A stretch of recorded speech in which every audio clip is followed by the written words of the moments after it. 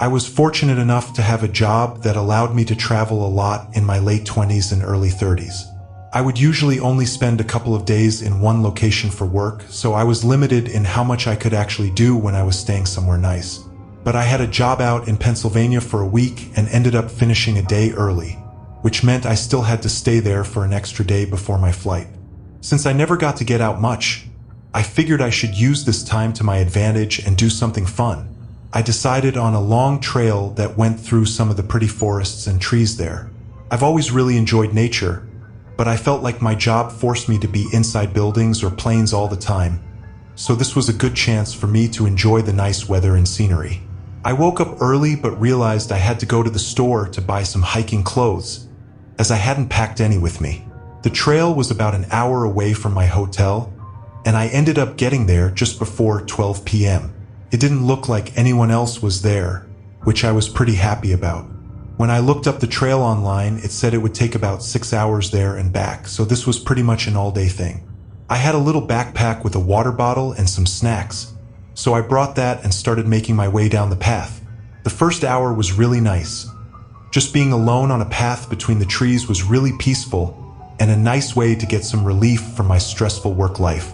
But as I was walking, I noticed a man sitting on the ground next to the path up ahead. He looked almost as though he was sleeping, with his head hanging down and a hoodie covering his face. As I started to get closer, he looked up at me, almost staring me down as I walked past him. I had no idea what to make of him, but it was a little creepy, so I continued to check behind me occasionally for the next few minutes as I continued down the trail. After a couple of hours, I got a little tired and hungry, so I found a small log on the edge of the path and sat down to have a snack. I was probably there for 3 or 4 minutes before the man I'd walked past earlier appeared down the path, making his way toward me. He was still a good distance away, though, so I decided to quickly pack my bag up and continue down the trail so I didn't have to interact with him. Apparently, my plan didn't work, though. Only a few minutes later, I heard loud running footsteps coming up behind me. I turned and saw the man jogging in my direction. I moved over to the side, hoping he would just pass by, but he ended up stopping right in front of me. I'll admit I was pretty nervous and felt really uneasy about this guy. He didn't say anything and reached into his pocket. Then, he held out a wallet and said, "I think you dropped this." The wallet definitely wasn't mine, and I could tell it was completely empty too.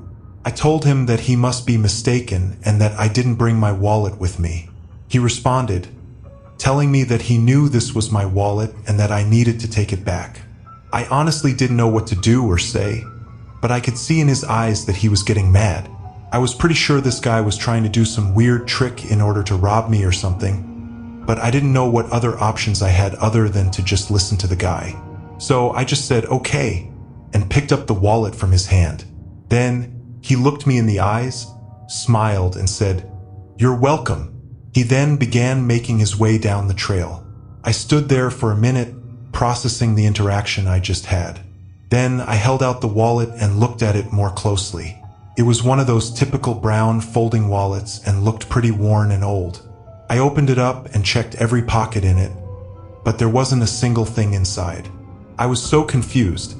I had no idea what to think, but I knew I didn't want to run into this man again. So I just started making my way back to my car. It was 4 p.m. now, and I had a little over 2 hours to go before getting back to my car. I tried my best to enjoy the walk, but I couldn't stop thinking about what happened, and it kept making me more and more nervous. I was constantly looking around to make sure he wasn't following me. Finally, I could see my car up ahead. The sun was just beginning to set, casting long shadows on everything, and my car was parked facing the trail, so I was walking toward the front of it. Once I was a few feet away, that's when I noticed a man's shadow coming from behind the car as if they were crouched down. I stopped in my tracks, staring at the shadow next to my car. I knew that running away would almost surely end badly, but I also knew that he was probably going to try and steal my car and rob me once I tried to get inside. After a few seconds, I quietly reached into my pocket to feel for my keys, then started walking toward the passenger door. I quickly unlocked the car and got in through the passenger side. I could hear the man instantly jump up and run straight for the driver's side door, but I locked it from the inside just before he tried to open it. He started banging on the window as I crawled into the driver's seat and turned on the car. I could clearly see it was the same man from earlier, and he began screaming at me to give him the wallet back. I ignored him and reversed out of there and onto the main road, where I drove away as quickly as I could. As I was pulling away, he ran back onto the path and into the trees. I guess my plan had worked.